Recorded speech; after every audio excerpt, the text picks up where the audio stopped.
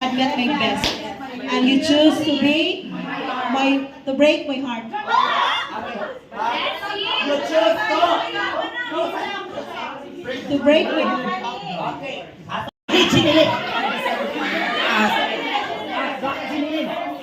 I deserve an explanation. I deserve an acceptable reason. Okay. Ladies' choice, Leonie.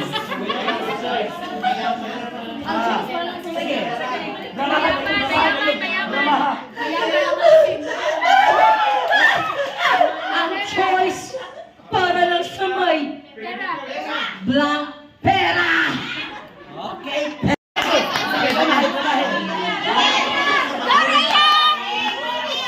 Ang mundo ay isang malaking tiyapo. Maraming snatchers. Mananakawan ka. Lumaban ka.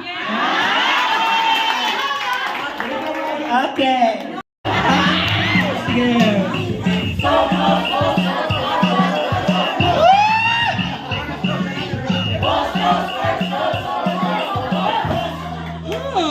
Thank you so much, Team A, Lingkod. Ang kadumog. Sige. Ready? Okay, let's do it.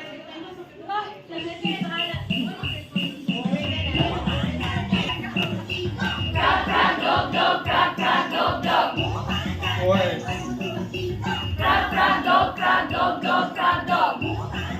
Ora, oy. Chill, Roman. Siyempre, saw you. Kagungan sa musahay no what if. Sige, try this sa level 2.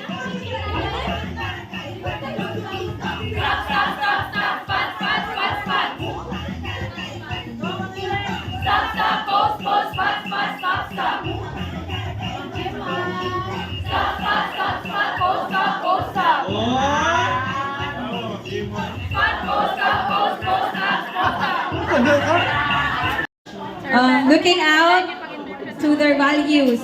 Yeah. To interpret it, king is powerful than the queen. The king is powerful than the queen. Queen heart card symbolizes love and happiness for us. That's our interpretation. While queen club symbolizes power and resilience.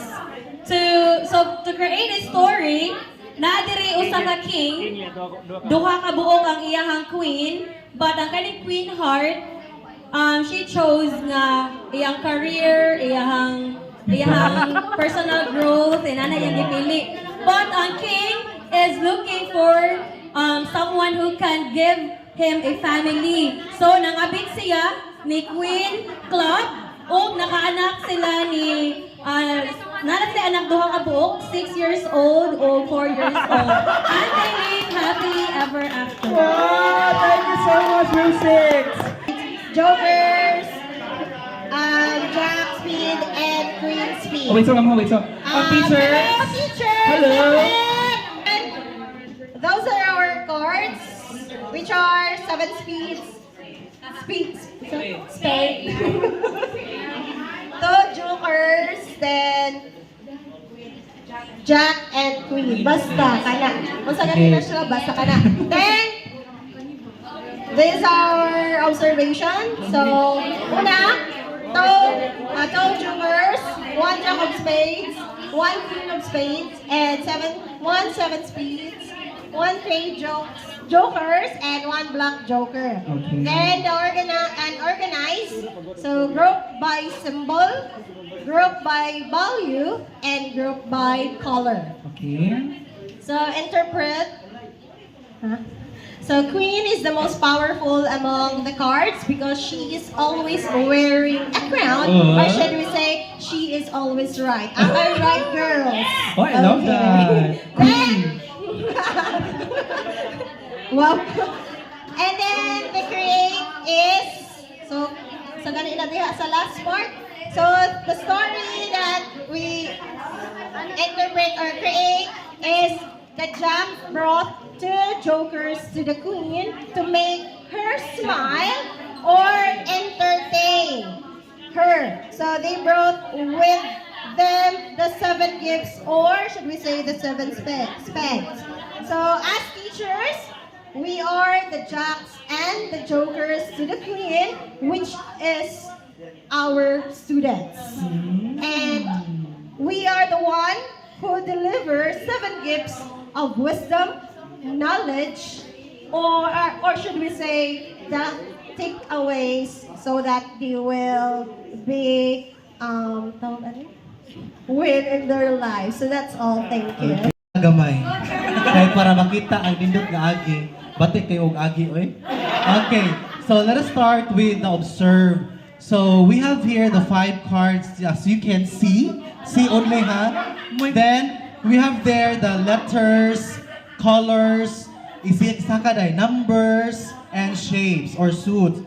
And this topic is English, and we integrated this one in values ESP. Specifically, this is an order of adjectives. As you can see, shape, color, numbers, di ba? Adjective na siya, no? Ayun. Then, organize according to... Shh, tama. We organize this one according to shape, suits. We have there 3 diamonds. Ayun, isaka. 1 heart, and 1 spade. So, magawa na siya 10 times.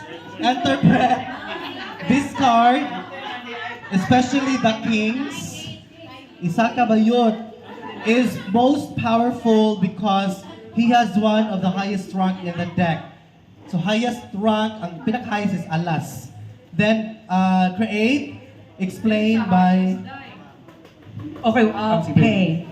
So, sa create, ang solo kuan siya, solo parent, father. So, maniwala siya, gibiyakan siya sa iyahang asawa. Unya, na sila tulo ka anak. Pero ang king, ang father, naa siya, disciplinarian siya, firm siya, pero with a heart. Okay? Yes, impose niya ang Christian discipline. Sunod, ang ilang anak, tulo ka buok. Kanang duha, mauna sila matinumanon kayo kanang si Termato, obedient nga mga anak, sons. Then here comes the youngest, nga mausad siya si Teddy. Siya mga youngest, nga mao'y black sheep sa ilahang family. Si Teddy. Unya, diha na dayon ang Bible verse mo come in, nga Luke 15:11-32. What's inside that? Mo makuha ng mga bata, nga mo browse sila, mo explore sila sa Bible verse, ilang ilocate, unya ang story day siya sa prodigal son. Alright, wait. That's all for group 3. Oh, wait sa group 3. Na quick question, okay? Teachers, di ba kita no? Kay nagit tayo mga usahay nga ma-overlook sa ato mga lesson plan. I would like you to look at their third part, interpret, okay?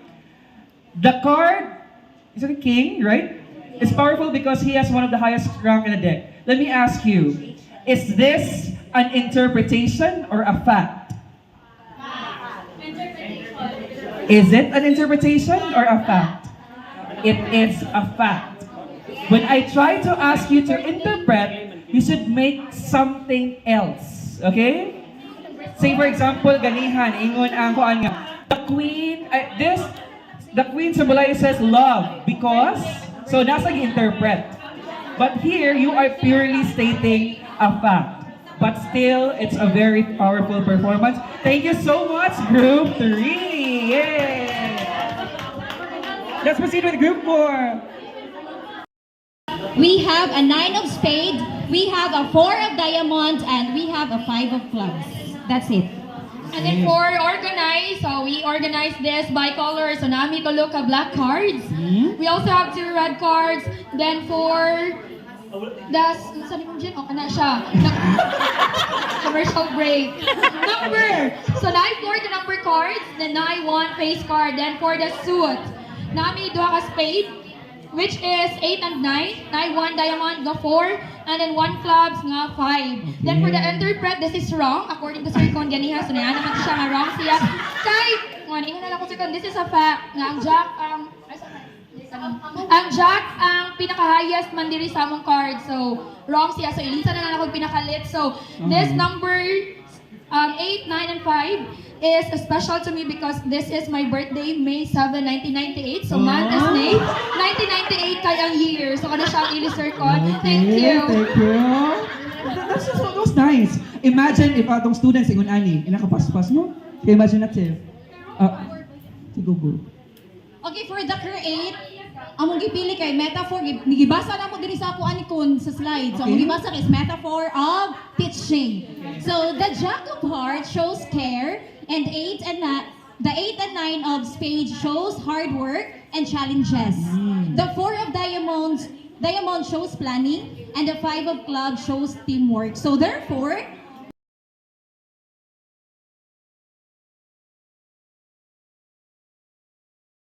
creative thinking skills. Okay,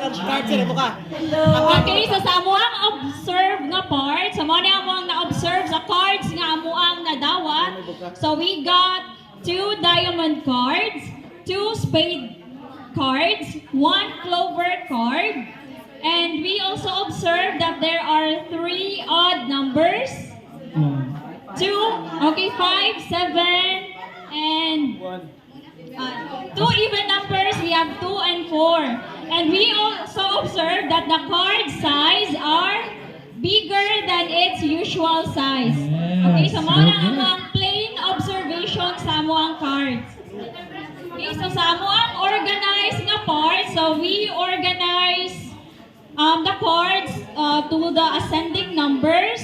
So we have A for, A for alas, 2, 4, 5, 7. And we also categorize the cards to descending numbers. So 7, 5, 4, 2, gibalira sa damo. Then categorize the cards according to colors because we observe na ay tulo ka black, nya duha ka red. Okay, so amo ang interpret nga part, so amo ang gibutangan og meaning. So amo lang ni siyang gi-general. The cards can be used sa amo lang interpretation as an instructional material in a certain lesson because they are appealing to the eyes of the student. So the cards are clearly visible because of its size and invites engagement and students' interaction. So kung naikikuri-kuri ang students, igtanaw nila sa cards, so ma-divert ang ilang attention ato sa cards. Okay, so sa amo ang create. Okay, so wala may story but ari lang may sa metaphorical thinking. Okay, so naglibog mi uswan pag-create og story sa among cards kay walay characters, ambot lang. Walay king, walay jack, white queen, watanan. Watanan!